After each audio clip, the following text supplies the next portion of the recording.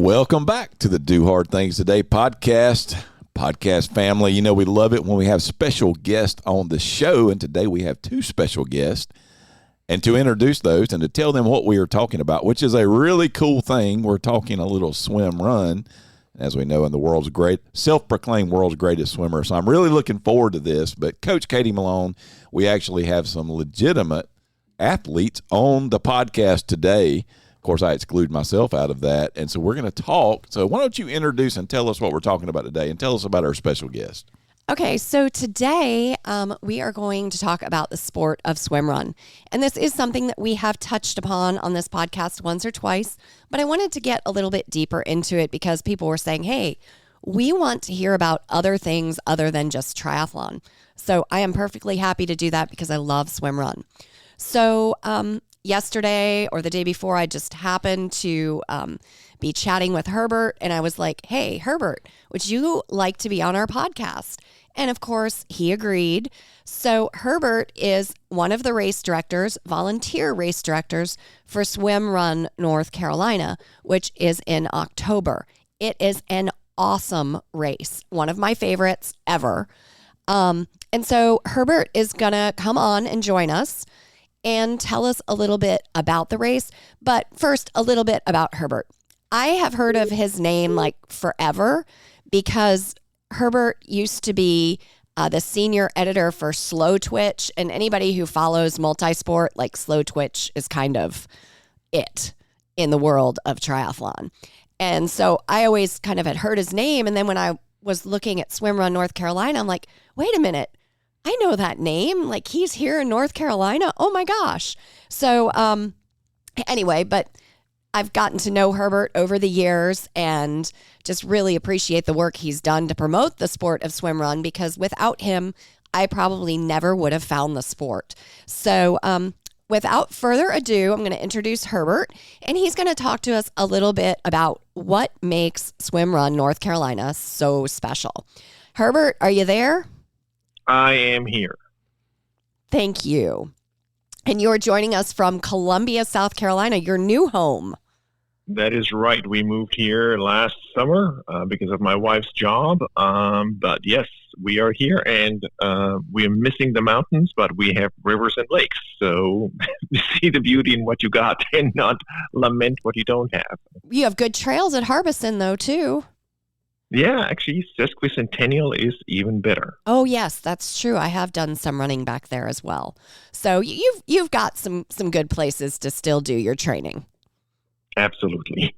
So how did you get into SwimRun North Carolina? Were you one of the original race directors for that?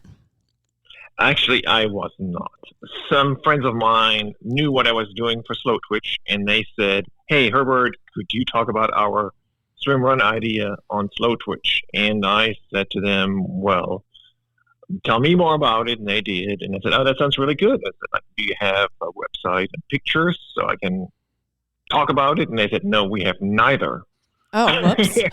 And I said, would you like some help with that? I can help you with the website, and I can help you with the pictures. And so we arranged that. And before I knew it, I was one of the race directors. So that was never my idea, never my goal. But the other two guys who were involved are Jeff Beckelheimer and Jan Kriska. They never wanted to make money from the race. The idea was just to offer a cool race, and that was fine with me as well. And we're all three in a position where we can do that. We understand most race directors can't do that, but we can run it as volunteers. So all three of us work as volunteers. We don't take gas money. We don't take any money from the race at all. So it allows us to be flexible and to offer more to the athletes in the race. Well, thank you for that, because I know Abby and I have both enjoyed the race over the years, and I've brought people with me who have just been amazed by the race that it is, because there's just really nothing like it anywhere. Well, I mean, it's hard to say. Number one, all these swim run races are unique on their own, right? So it's in running and triathlon, if you offer a distance that's unique or different, people typically don't take kindly to that, or they are not as excited about it because they want to compare their 5K time to their 5K time, or their half marathon time to their half marathon time, even though the courses are still different or the conditions are different. But people like that. And same thing in triathlon. It's an international distance race. It's a half Ironman or it's a full Ironman. If I offer a race with 1K swim, 50-mile bike, and 4-mile run, people don't know what to do with that or how to classify that or what to do. SwimRun never started like this. In SwimRun, it was never about the distances. It was always, we go from here to there, to there, to there, to there. What is the distance? And then this is the distance. So the land dictates the distance, not the other way around. And if you dictate the distance to the land, then that means you have to maybe do some out and backs or some weird section on the course just to make it the 10K or whatever the distance needs to be. Versus we don't care. So every single swim run race in the world is different from the next one. Some are more run heavy, some are more swim heavy, some are more mountainous, some are flatter, and the distances vary from race to race. Yeah, so with North Carolina, was it already at Hanging Rock State Park when you became associated with it? So the idea was there exactly for the course at Hanging Rock State Park when the guys introduced it to me. So we didn't change anything. We just kind of made it an actual event. But the course, Jan Kriska had laid out the course with Jeff Beckelheimer, and they had already figured out all the logistics or the ideas on what it should be and how it would work. And Jeff was really close with the park state rangers and the park crew, and so he was our contact there. And then Jan knew the guy from the Green Heron Ale House where the start and the finish is, and so they had already all the important parts in place. And then I just kind of helped them finish it, and I then kind of took over the kind of the marketing side of it because that's my background. I was the marketing director for Lightspeed and Quintana Roo for 10 years. Okay. Prior to working for Slow Twitch. So with the race, I mean, to be able to go walk up the waterfalls, walk under the waterfalls, climb up waterfalls. I honestly, the first time I did the race, I couldn't believe we were even allowed to do something that was that cool and, well, maybe a little bit dangerous, which I really enjoyed. My partner the first year did not appreciate that part of it at all, but I thought it was great. And so that kind of, to me, made it feel more like an adventure race almost. Sometimes people make the mistake and laugh off SwimRun and say, it's just a triathlon without the bike. And it isn't. I think you're correct. It's much closer to an adventure race. And actually much more practical or easier to run adventure race than most adventure races because it doesn't require any boats, it doesn't require any bikes, it doesn't, right. So it's easier to facilitate. And I've gone to Europe to race SwimRun Engadine, one of the Utilo races, and was super easy. All my race gear was in my carry-on. I didn't need to rent a big car to carry all my gear. Met my partner at the airport. We rented actually a subcompact car, drove from the airport in Zurich to St. Moritz or to near St. Moritz where the race start is, and did the race. And if that was a triathlon, the logistics would be much more difficult. Or if it was an adventure race, a true adventure race, the logistics also would be much more difficult. And that's the beauty of this sport. It is fairly simple because you really just need a wetsuit and running shoes. And other than that, you really need not much. I mean, yes, people use paddles and a pull buoy, but those are not very expensive. And you can actually do without it. I mean, people have done without any of that extra stuff. You're allowed to use paddles and pull buoy, but you don't have to use them. Right. But I mean, I will say swimming with the paddles and the pull buoy has become something that I actually love to do now. Before SwimRun, I was like, I don't know about that all the time, but now I'm perfectly happy to go swim 3,000 with my pull buoy and paddles. So just a little bit more about SwimRun North Carolina specifically. For people who are thinking about doing SwimRun North Carolina, what are some things in your mind that make it so special? Like reasons why they have to race it? So number one, it's even people who lived in near the course have probably never seen many of the segments that we touch in the course because it's not typical that you go through a section. So it's a stunning scenic course that you really don't get in many other races just like that. But we really do much more than that. So we understand, like, people have worked really hard to get there. And in addition to the beauty of the race and the experience of accomplishments that people feel when they conquer this very scenic but very challenging course, is also that we do extra stuff. We work with local schools. These are like fourth graders, third graders, sometimes fifth graders that write personal notes to each team, like encouragement notes. And it's really cool because we go to the schools, we talk to the kids, we basically do a show and tell, show them all the gear, and they then write a personal note, like for you. Like for you would be, dear Katie and Abby, blah, blah, blah, blah, blah, blah. Don't fall off the mountain or whatever they may say, the kids, right? I still have mine. They're on my desk on my bulletin board. And I think it's incredible. Like we try to not go with kids that are too mature because I think it would lose some of the cuteness. They make spelling mistakes and grammatical errors or have misunderstandings. Like, if, for example, I think the one year I think it was not Marcus Barton, but it was a team that was then sponsored by Orca, and they called themselves Team Orca. And so the kids, unaware that this is actually a swim or triathlon brand, they drew all those killer walls, killer whales on the little cards. Yeah, so it's super cool. And we like working with the kids, and when we go there, usually they have so many questions where then the teachers have to say, all right, kids, that's enough. We have to let the person go again, like this is the end of class period or this is the end of the show and tell. So they all want to know how they can get into it and what is the most dangerous part and what's the most fun part and what do people eat and what do people wear. It's pretty cool.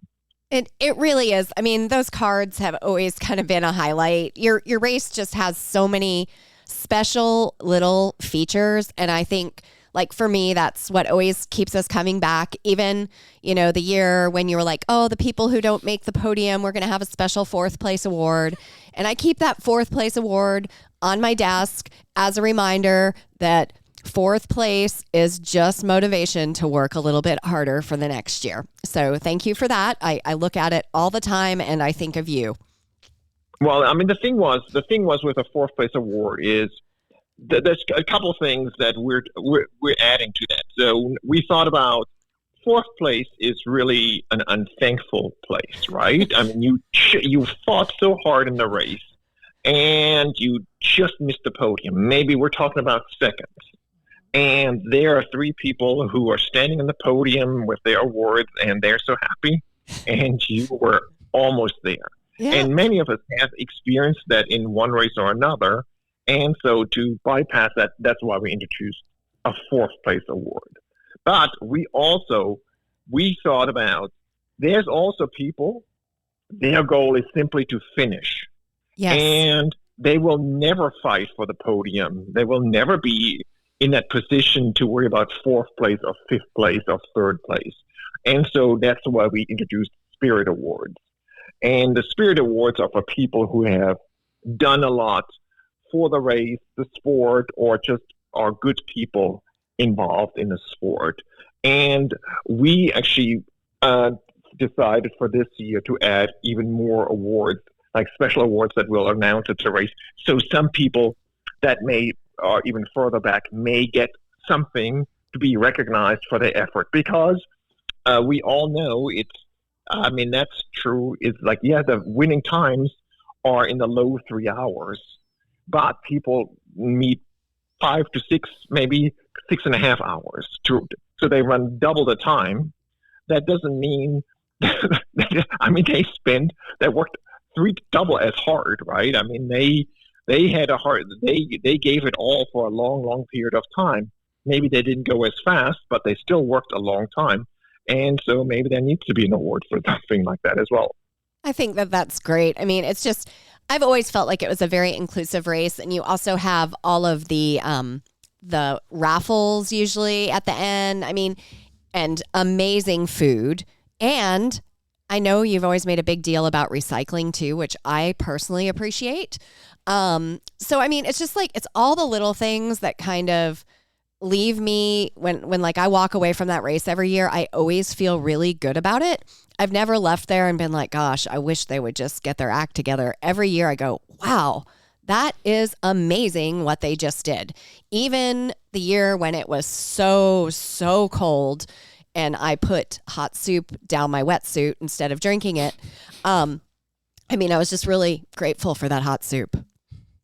Yeah, I mean, like, the thing is, that year we were forced by the park to move it to middle of November, and that was just too late. I mean, the race is in the middle of October again, and so that's a much more reasonable time. But yeah, I mean, we've all raced, and all of us have been at different events, and we've all learned about things that we like and things that we don't like. And so we've tried to avoid all the things that we don't like to not incorporate them into the race. Thank you.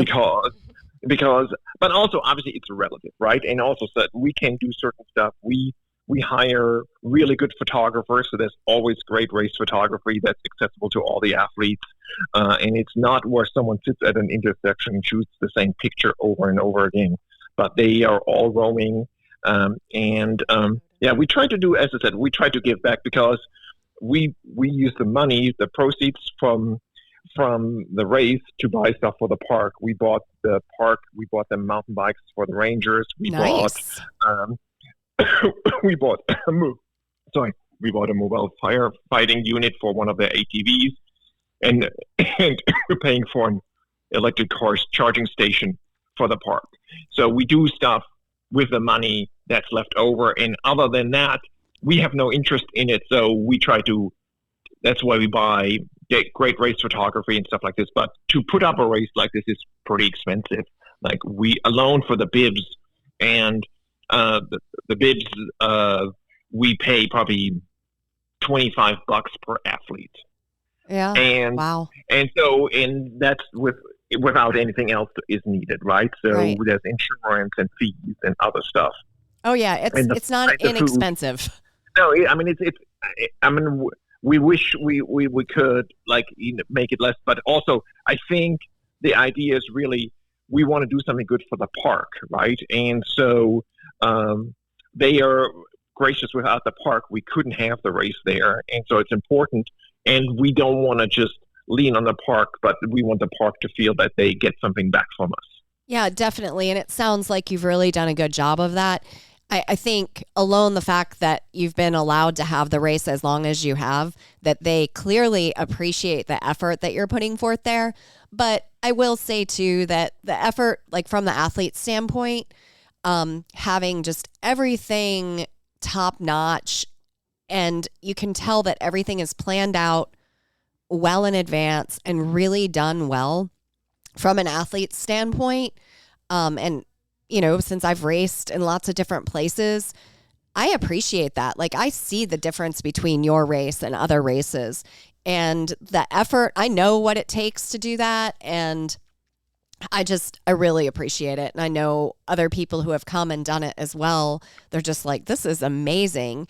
And I think that doing a swim run, even if you're a triathlete, it teaches you a lot about adapting and adjusting to the situation. Triathletes are used to being able to control every aspect of their race. And in swim run, you really have to adjust and adapt constantly, either to your partner or to the terrain. And that's part of the thing, like with SwimRun North Carolina, and part of why I say it reminds me a little bit of adventure racing is because it has that ability to make you better. When you go to a triathlon, it seems so easy after doing SwimRun. Well, I mean, the thing is, what you said is so we camped. I think we're probably the only race that is left that is teams only. Like most races, and I understand why races do that. It's just if you need to make money, then you have to allow solo starters just to make it viable. The courses are already there, and so why not let solo athletes start? I get that. But we wanted to keep it as true to the original, the way it was. And racing with a teammate is a very different experience. And that's kind of really what makes it closer to adventure racing versus a triathlon. Because even you may say, or in the running race, right? You could start a half marathon and say you run with your friend, but maybe at a certain point that friend doesn't feel good and then they send you ahead. And you may initially say, no, I promise I stay with you. But at a certain point, the friend is going to be convincing and it's going to send you ahead because they just don't want to do it like that anymore. In a SwimRun race, you can't do that. You have to stay together. You have to stay together all the time. And so that makes you learn something about yourself. And it's a really interesting experience. And I think you become a better person from it as well, because triathlon is a very selfish sport, and this isn't. Like, you have to be thinking about not only about your teammate, but also about the other teams. And we always preach that before the race, because most folks are not in it for the glory, but to finish. And it's better to be a positive person on the course and be friendly and kind to the other teams versus being a jerk. Isn't that the truth? I love that you guys do that. Well, on that note, be a friendly and good person. I'm going to kind of wrap this up with you, and just, that reminder that we all need to be a friendly and good person. Like, that is what it's about. It's not just about the race. But your race is October 13th, correct? That is correct, yes. And Abby and I will be back racing again this year. We are very excited. This is her first race back in a couple of years. I have dragged her out of her self-proclaimed retirement. I'm like, no, you have to keep racing with me. So we will see you there. And I will send you the link to the podcast when it's all set. But right now, Abby and I are going to talk about some of our race experiences a little bit, and hopefully we can get lots of people who are ready to do SwimRun after this. That sounds great. And we especially love to have more female teams. We always think they are the most amazing ambassadors for SwimRun racing. So we'd love to have more female teams. Well, I'll see what I can do about that. Thank you that sounds great. so much, Herbert. Have a good one. Bye. Bye. All right. So Kevin, are you motivated? Yeah. Well, a couple of questions on this. So it's obviously swim run. So you're swimming and running. So what are the logistically speaking, a couple of things with you having to stay together, and then what are how does this thing? Is it you swim, then you run, you swim, run, then swim again? What are the distances? How does this whole thing lay out? Okay, so every race is different. So is SwimRun I don't want to call it a brand, but is that you have SwimRun and they have different races, or is it? Yes, SwimRun, different races. Okay. So SwimRun, it's like you have triathlons, you have SwimRuns, and SwimRun, it's written swim run as one word, SwimRun. Okay. So it's a SwimRun, just like Ironman is one word. Everybody, one word. Ironman, one word. Is that one of the pet peeves? It might be. Mine is first annual, so I okay. feel your pain on that. Okay, thank you. All right. Well, anyway, got that out of my system today. Okay, so swim runs, they are all different. You never know what you're going to get. Like, every race is going to be different. At this one, SwimRun North Carolina, you start off at the ale house and you start running down a dirt road. You're on the dirt road maybe half a mile before you veer off into single track. So let me help you out with that. You have a half a mile sprint to get in line so you're not blocked once you get onto the single track. I'm not saying we've sprinted, but we might have. So you say you never know what you're going to get.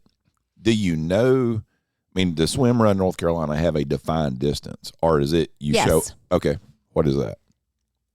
I think it's like maybe 18 miles total. It's 18 miles total, isn't it? No, I think Or it's it's over 20 for Okay. Yeah, so 17, 18 it's like running. 18 running, 17, 18 running, and then maybe 2 swimming, or 2.5, But 3.5. how does all that flow together? So you run, and then you swim, and then you run and swim and run and swim, run and swim, run and swim, run and swim, run really long, run up the mountain, down the mountain, and then get back in and swim, run, run back down the mountain, jump in the river, and swim down the river to the finish line. Huh. And you have to stay together the entire time. Yes. And so there is something called a tether. And Abby and I resisted it for a while until I thought I was going to drown and I lost Abby in the one race. And at that point, I realized, oh, this is why people tether together. Because when the water's really rough and it's really cold and it's really windy and your partner gets too far away and they can't hear you, you have no way to stay together. So all of a sudden the tether became maybe like a good idea. And once we got used to the tether, it's fine. Like we just had to kind of get a system going with it. But basically the tether, it's a little bit of a longer bungee cord, and we both have a belt on, and we tie ourselves together. Now, usually we just stay tied together when we're swimming, but we have both had moments in races. And it's not always Abby and it's not always Katie. It just depends on who's having the day.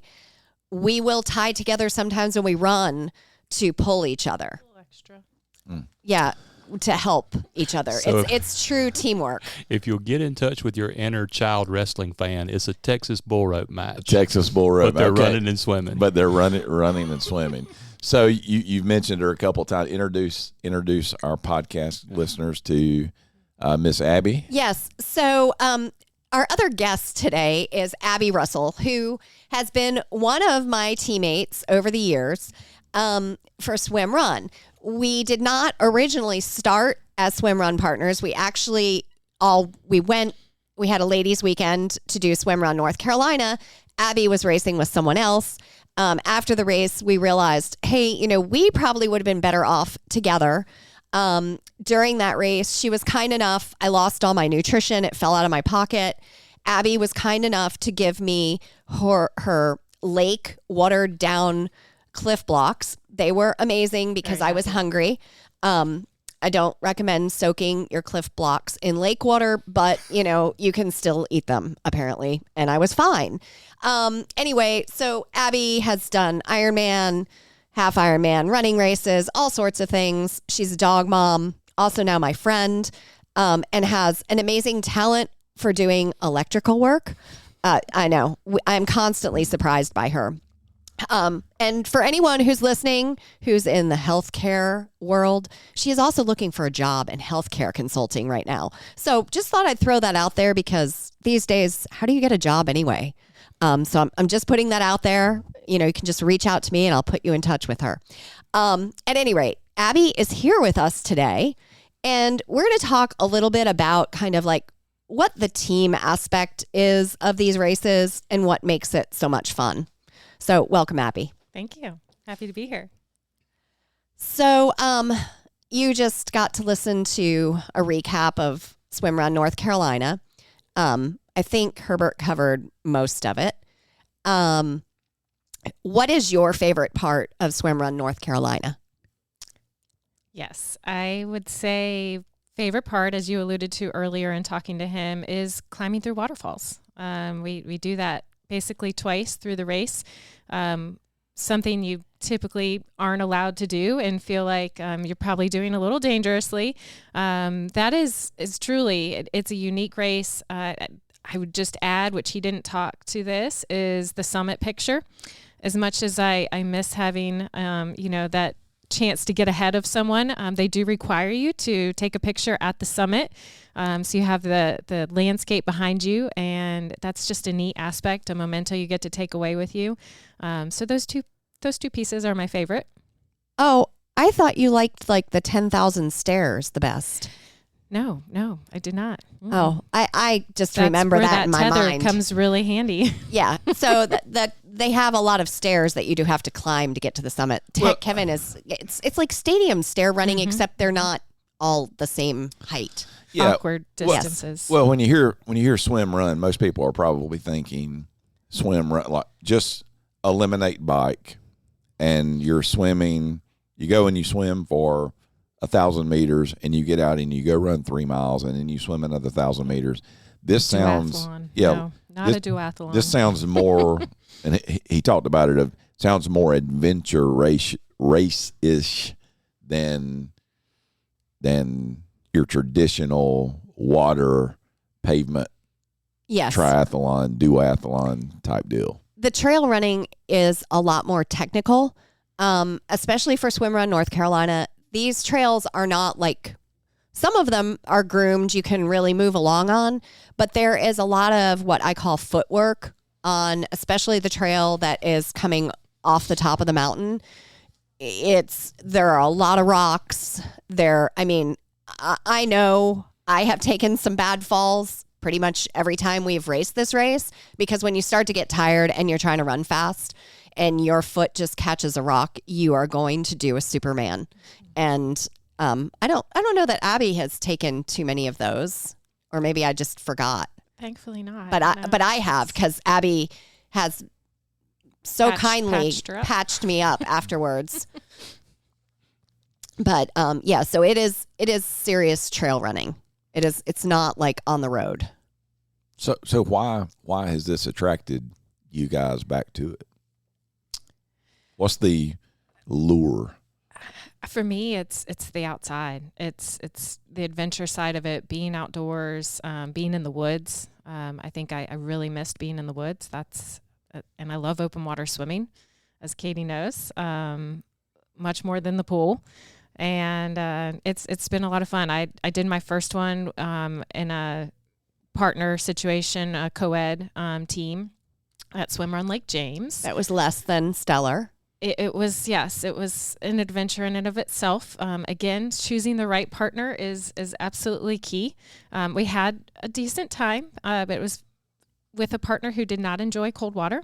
And we found that out in the middle of the race. It was a very windy day. So that was a struggle. But I had a blast despite a lot of treading water and waiting at, some tops of hills and things like that. And so then talked to Katie, and we registered for SwimRun North Carolina, like she said, with 2 different partners. So I went female partner the next time with a friend of mine, and we had a blast. But she also was not too excited about the cold water or the fitness required. And so, yes, Katie and I both decided that we needed to partner up for these in the future. And we actually all ended up pretty close together for part of the race. We were running together, all 4 of us.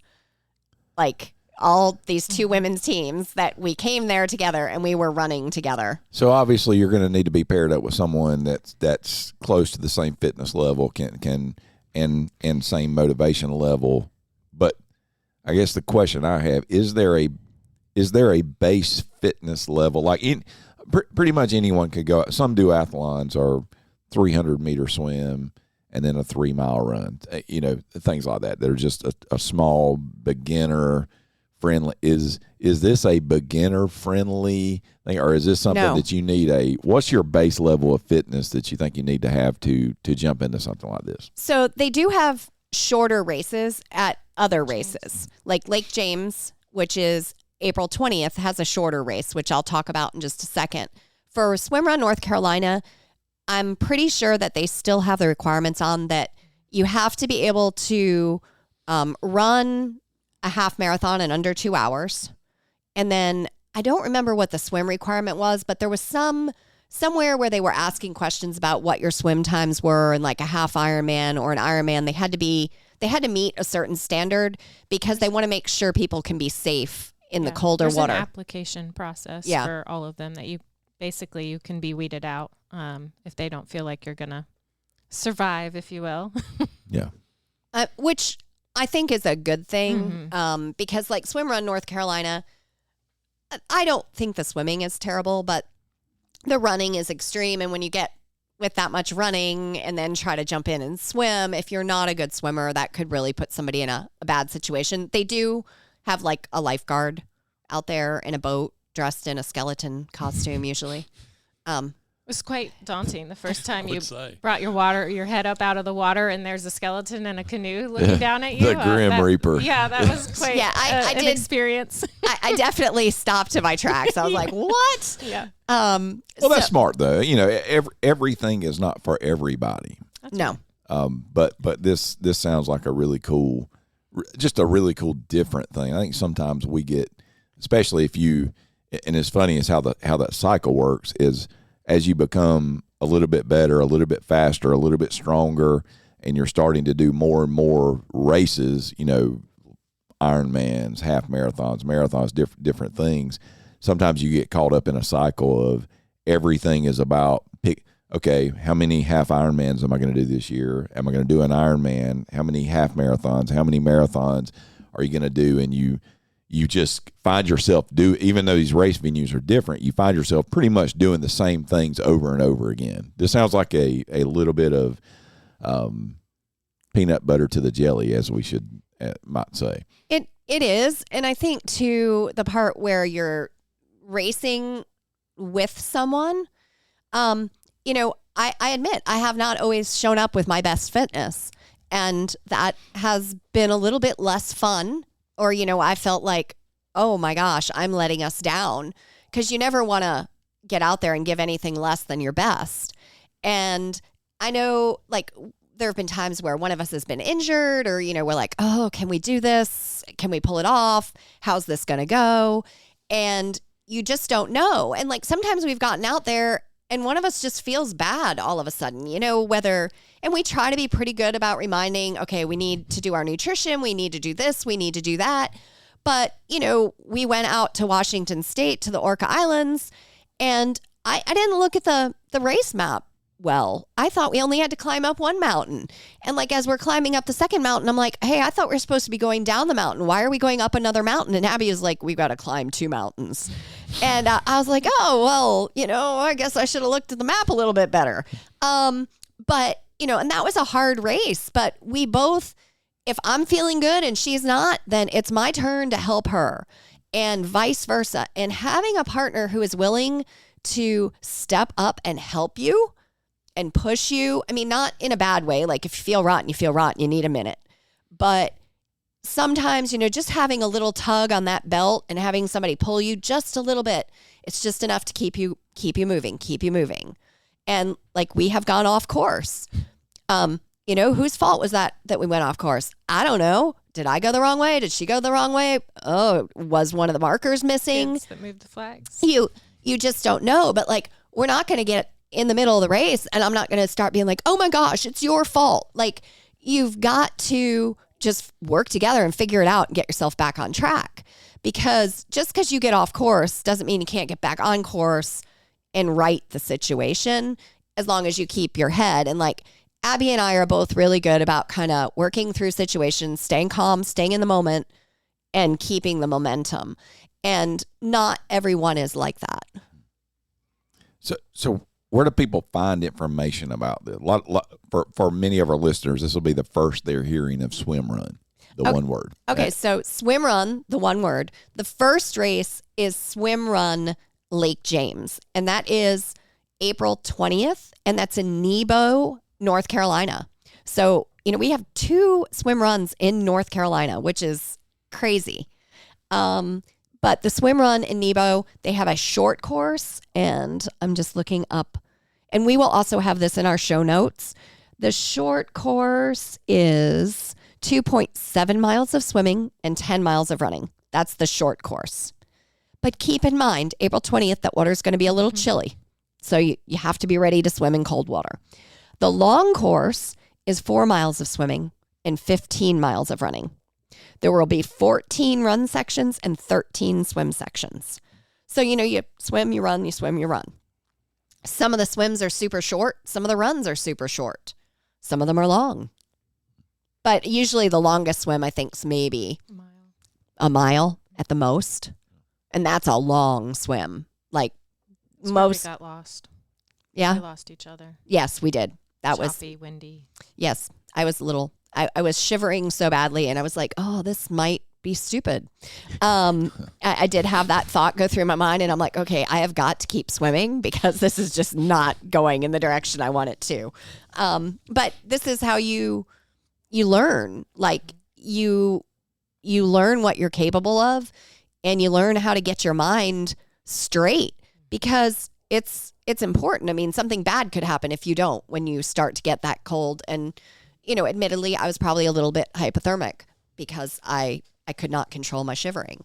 And it's like, if you never put yourself in that situation, you're never going to know how you're going to respond.